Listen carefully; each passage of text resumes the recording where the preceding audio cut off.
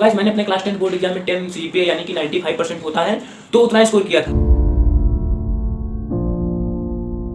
सो hello guys, myself Akash Pandey. So guys आज इस video में हम देखने वाले हैं कि स्मार्ट तरीके से कम टाइम में ज्यादा आउटपुट किस तरीके से लाया जाए, क्योंकि बहुत इंपॉर्टेंट होता है कि हम स्मार्ट तरीके से कोई चीजों को करें। क्योंकि आप ये जरूर सुने होंगे अपने सोसाइटी में कि बेटा स्मार्ट वर्क करो, कुछ अलग करो, कुछ थिंक आउट ऑफ बॉक्स। ये सब जरूर सुने होंगे, क्योंकि सभी लोग बोलते हैं कि स्मार्ट वर्क करो, स्मार्ट वर्क। तो मैं भी इस वीडियो को मैं ये आपको बताऊंगा कि स्मार्ट वर्क किस तरीके से करना होता है और स्मार्ट वर्क करके हम अपने एग्जाम में किस तरीके से अच्छा जो मार्क्स है वो ला पाएंगे।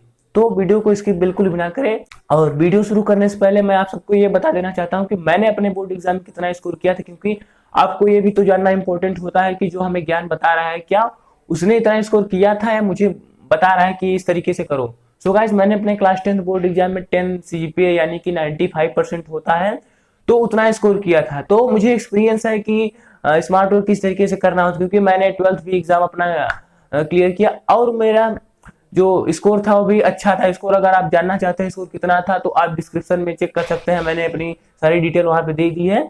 तो बिना लेट किए मैं वीडियो को शुरू करता हूँ।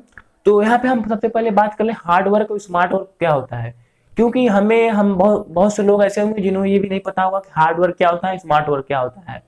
अब हार्ड वर्क कहने का मतलब जो गधों की तरह काम करते हैं उसे हार्ड वर्क बोलते हैं, सिंपल भाषा में समझे तो। और ऐसा है कि जो गधों से काम कराता है उसे स्मार्ट वर्क कहते हैं। तो हार्ड वर्क क्या होता है, एक छोटी सी स्टोरी आपको बताएंगे जिससे आप अच्छी से फील कर पाएंगे कि हार्ड वर्क और स्मार्ट वर्क क्या होता है। तो स्टोरी क्या है कि एक समय की बात है, दो लकड़हारे थे और दोनों को ये था कि मैं सबसे ज्यादा लकड़ियां काट लेता हूँ।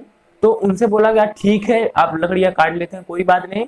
तो आपको 3 घंटे दिया जाएगा और 3 घंटे में आपको लकड़ियां काटनी है, जितने आप पेड़ काट लेंगे वो पेड़ सारे आपके हो जाएंगे। तो दोनों लकड़हारे बोले ठीक है, 3 घंटे तो बहुत होते हैं, इतने मैं तो बहुत लकड़ी काट लूंगा, पेड़ बहुत काट लूंगा। तो हुआ क्या, चलिए ठीक है, दोनों को एक कुल्हाड़ी दे दिया गया और टाइमर स्टार्ट कर दिया गया। चलिए अब आप शुरू करिए अपना लकड़ियां काटना। जो पहला वाला था आदमी तो उसने तुरंत कुल्हाड़ी लिया और काटना शुरू कर दिया। तो उसने कुछ पेड़ काटने के बाद देख रहा है जो दूसरा वाला था लकड़हारा वो अभी अपने जो कुल्हाड़ी था उसको शार्प करने में लगा है, उसको और शार्प कर रहा है, उसको और चौक बना रहा है जिससे कि जो काटने में उसे आसानी हो।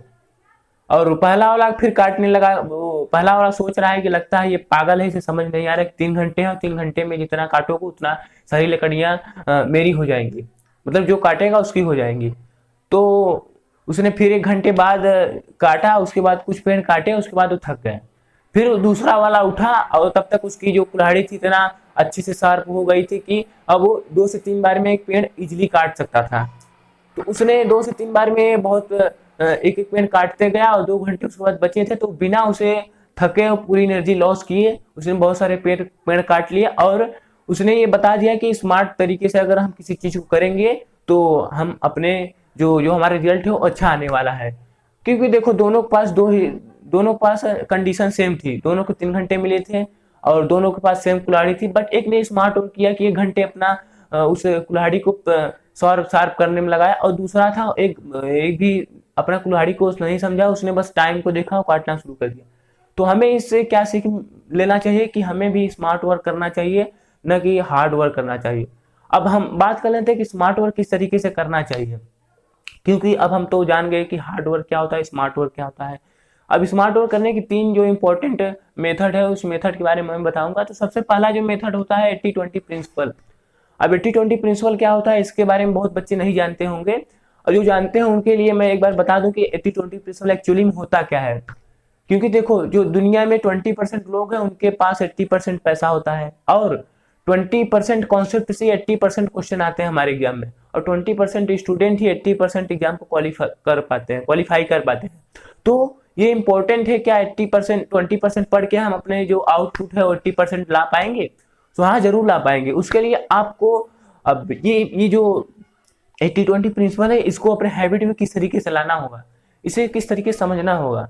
अब इसे आप थोड़ा सा एक्सपीरियंस 1-2 महीने आप पढ़ेंगे तो आपको धीरे धीरे पता लग जाएगा कि हाँ कि किस तरीके से 20% कॉन्सेप्ट को हमें अपनी बुक से निकालना है, जिससे जो हमारा आउटपुट हो 80%। क्योंकि जो क्वेश्चन देखो आप बनता है वो 20% कॉन्सेप्ट से ही बनता है, पूरी बुक से नहीं बनता है। तो आप उस 20% कॉन्सेप्ट को किस तरीके से निकाल सकते हैं। तो उसके लिए आपको प्रीवियस ईयर पेपर लेना होगा। प्रीवियस ईयर पेपर तो बहुत ही इंपॉर्टेंट है। आप लास्ट 10 ईयर का पेपर लीजिए, वो भी चैप्टर वाइज। जैसे कि आप सपोज करिए फिजिक्स का चैप्टर ले रहे हैं, साइंस में फिजिक्स का चैप्टर पहला इलेक्ट्रिसिटी ले रहे हैं, तो उसमें से इलेक्ट्रिसिटी का जो last 10 year previous year chapter wise question paper उठाइए और उसमें चेक करिए कि हाँ देखिए कौन सा क्वेश्चन बार बार पूछा जा रहा है, कि मतलब 1 साल 2 साल में रिपीट गैप करके आ रहा है या फिर रिपीट हो रहा है। तो इससे आपको इजीली पता लग जाएगा हाँ यही जो पोर्शन है ये इंपॉर्टेंट है। तो उसी को हम 80-20 प्रिंसिपल बोलते हैं कि कम टाइम में ज्यादा आउटपुट ले पाए। हम पूरी बुक क्यों पढ़ रहे हैं, पूरी बुक एग्जाम में आने वाली है नहीं, हमें 20% कॉन्सेप्ट ही आने हैं एग्जाम में। तो उसके लिए हम प्रीवियस ईयर पेपर देखेंगे तो आप जो है आसानी से समझ पाएंगे कि हाँ 20% जो इम्पोर्टेंट कॉन्सेप्ट है क्या है। तो ये आप जरूर करिए, आप प्रीवियस ईयर पेपर लेके चैप्टर वाइज उस एक एक चैप्टर का देखिए कि हाँ जो 20% क्वेश्चन 20% कॉन्सेप्ट है उससे क्वेश्चन जो बन रहे हैं वो क्या बन रहे हैं। तो उसी कॉन्सेप्ट को आप टारगेट करके फोकस करके पढ़िए, तो आप देखेंगे कि आपका जो एग्जाम टाइम में आपका जो परफॉर्मेंस रहेगा वो बहुत ही ज़्यादा हाई होने वाला है। और दूसरी मेथड की बात कर लें तो यहाँ पे डोंट प्रोक्रास्टिनेशन। अब देखिए बहुत लोग क्या कहते हैं कि चलो ठीक है यार इतना है कल पढ़ लेते हैं, हम टालते हैं चीज़ों को बहुत है कि यार चलो इतना एक चैप्टर आज कर लेते हैं उसके बाद कल कर लेते हैं कि कितना भी तो एग्जाम बहुत टाइम है। बट आपको ऐसा नहीं करना है। आपको अगर आप ऐसा करेंगे तो आपका टाइम लॉस बहुत होगा और दूसरी चीज आपका जो खुद का सेल्फ कॉन्फिडेंस होता है, सेल्फ बिलीव होता है, वो बहुत ही बेकार हो जाएगा। तो आप अपने बिलीव नहीं कर पाएंगे कि आप अपने एग्जाम में अच्छा परफॉर्म कर पाएंगे, क्योंकि हम अपने माइंड को ये बता देंगे चलो अच्छा ठीक है हम 1 घंटे बाद ये करते हैं, उसके बाद 1 घंटे बाद जब आ गया वो टाइम तो कहेंगे नहीं चलो अच्छा कल कर लेते हैं। तो इससे जो अपने ऊपर का जो विश्वास होता है वो खत्म हो जाता है कि हम कहते हैं नहीं चलो कल करेंगे परसों करेंगे, ऐसे टालते रहते हैं चीज़ों को। तो हमारे माइंड का जो बिलीफ सिस्टम होता है वो बहुत ही बेकार हो जाता है। इससे अपने एग्जाम में हम अच्छे से परफॉर्म नहीं कर पाएंगे, क्योंकि हम ये सोच ही नहीं पाएंगे कि अपने एग्जाम में 90+ स्कोर कर सकते हैं, क्योंकि जो हमारा बिलीफ सिस्टम है बहुत ही कम हो चुका है। हम चीज़ों को टालते ज़्यादा हैं। तो आप चीज़ों को टालना छोड़ दीजिए। और उसे किस तरीके से छोड़ सकते हैं, जैसे कि आप सपोज करिए आप पढ़ने बैठ रहे हैं और लगता है कि नहीं यार थोड़ा सा खेल लिया जाए, फिर थोड़ा सा मोबाइल चला लिया जाए, पढ़ते हैं। तो आपको क्या करना है, पहले सबसे पहले जैसे पढ़ने बैठे तो 5 मिनट आप थोड़ा समय देखिए, वहाँ पे स्टडी टेबल को आप मैनेज कर लीजिए। जैसे पेन है और आपकी जो नोटबुक है, आपके जो बुक है, नोट्स है, सबको रख लीजिए। उसके बाद वहीं पे 5 मिनट इधर से उधर करिए। तो आप देखेंगे कि धीरे धीरे आपका माइंड है जो पढ़ने के लिए धीरे धीरे तैयार होने लगेगा। फिर धीरे से चेयर पर बैठ जाइए, उसके बाद बुक खोल लीजिए ऐसे और उसको रीड करिए। आप 2-5 मिनट 10 मिनट रीड करिए। उसके बाद देखेंगे धीरे धीरे आपका जो माइंड है वो पढ़ने के लिए तैयार हो जाएगा। तो आप पढ़ना चालू कर दीजिए। तो आप टालने की जो आदत है धीरे धीरे ऐसे छोड़ सकते हैं। तो आप टालने की आदत जरूर छोड़ें, नहीं तो आपका जो बिलीफ सिस्टम है बहुत ही कम हो जाएगा।